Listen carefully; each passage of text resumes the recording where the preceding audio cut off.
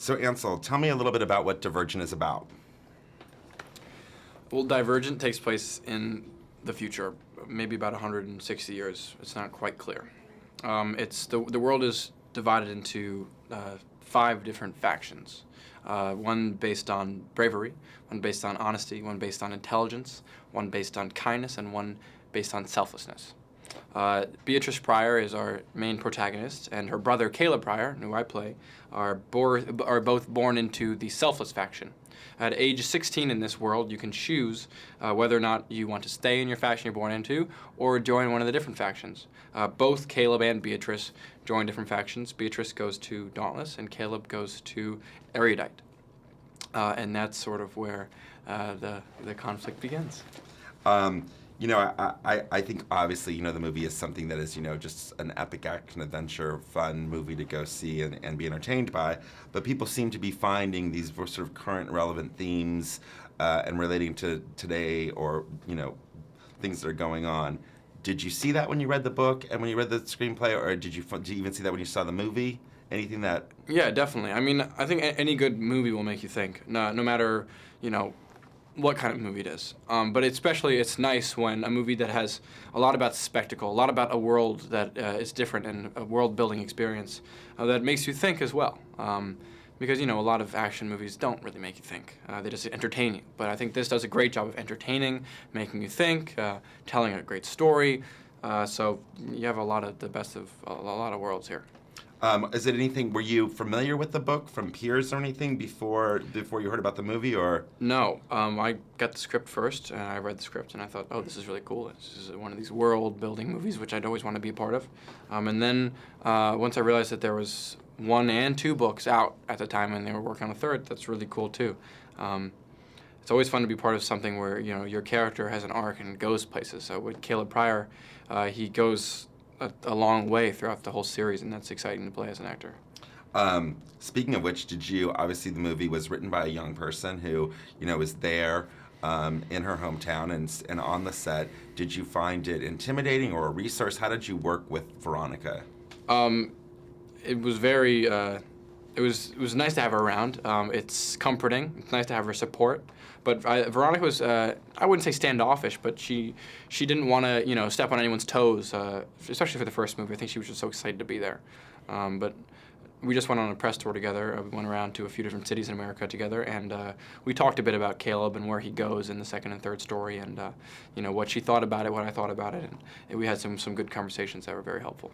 Does that make you more excited now for Insurgent? Totally, yeah, very excited. Especially, and also what made me so excited about Insurgent as well is seeing Divergent, this first one, and the fact that it's good. Because you never know what you're getting yourself into. A bunch of people come together. Movies are a weird thing. A bunch of people come together for months of their lives, put a lot of work in, design this whole world. There's a lot of stuff that goes into this. And then, at the end of the day, the movie could still suck. You never know. It's a movie. That's how movies are.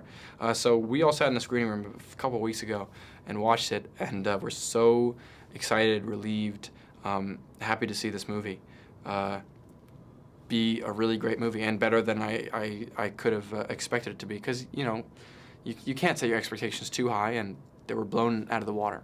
So now that being said, I'm just now excited for Insurgent because I think that story's even more fun. And now that the world's introduced, they can only worry about the storytelling, and that's going to be spectacular. Also, the movie shot in Chicago.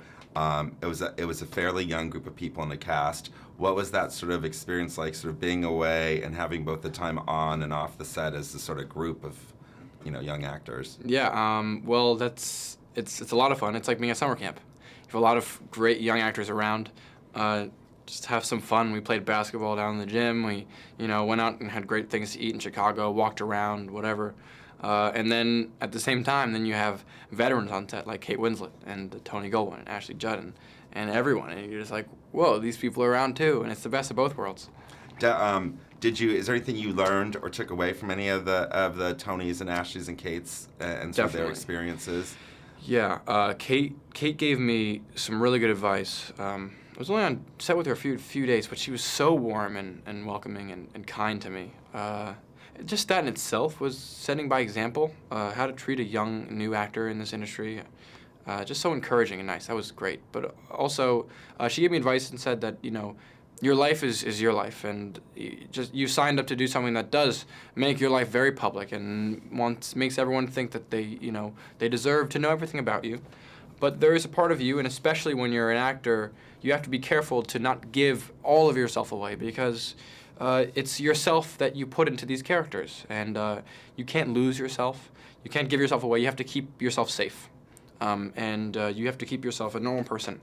And that's something that, coming from Kate Winslet, who's been around for a while and has only had success, any advice she has to give to me, I'll take. And what about Tony and Ashley? Because obviously you got to play your parents, and you had more scenes with them. I spent a lot of time with Tony.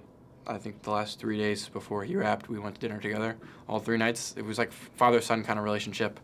And the same kind of thing with him, well, first of all, he's directed films too, so that's awesome. It's just good seeing how someone can, you can be in this industry and you can do more than one thing. You can be divergent in this career, because you don't have to just be, I'm an actor, that's it. Tony has been someone who's been very good about also, he hasn't been the character he's been in Scandal in every movie he's ever done. In fact, it's sort of a different character for him, which is nice. And so there's that. But also, Tony, just like Kate sort of set by example or told me, Tony has a wife and 2 kids that he's had for a long time. He lives a very normal life outside of his acting life, and I think that's really important, keeping a hold of your true self. All right, I'm out of time. All right. Thank you. You're almost done, buddy. One more.